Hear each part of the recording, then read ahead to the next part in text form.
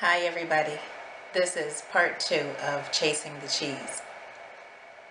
Like the mouse, my goal didn't change. He wanted his cheese and I wanted to tell my story to help other people.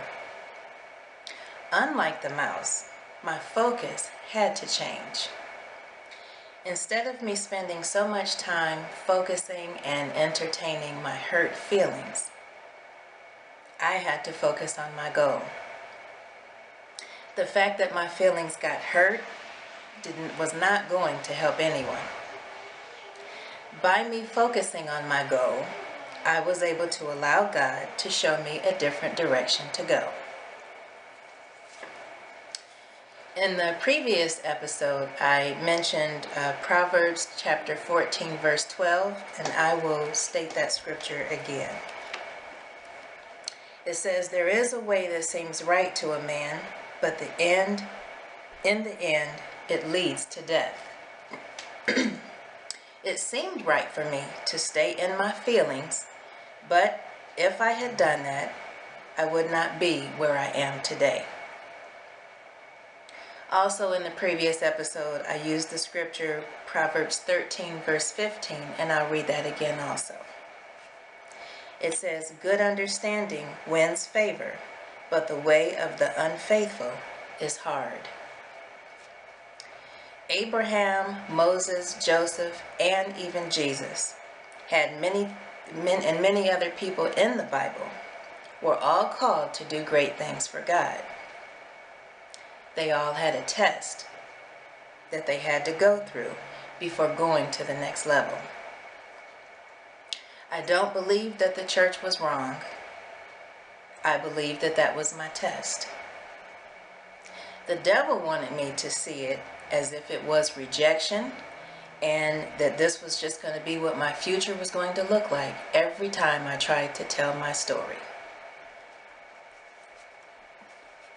I believe that because I had good understanding, that I won favor with God. And now I have 2 self-published books, as well as this successful YouTube channel. In Matthew chapter 6, verse 10, that's going to be the next scripture that I read. And this is a part of the prayer that we normally read, "Our Father which art in heaven, hallowed be thy name, thy kingdom come." Okay, so verse 10 says, "Your kingdom come, your will be done, on earth as it is in heaven."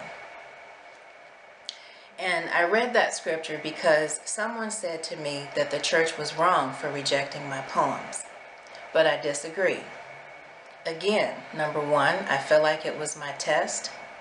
And number 2, I don't think we should give so much credit to people because they're just people. The last scripture, which I believe is the most important scripture, is also my encouraging scripture, and it's Isaiah chapter 55, verses 10 to 11.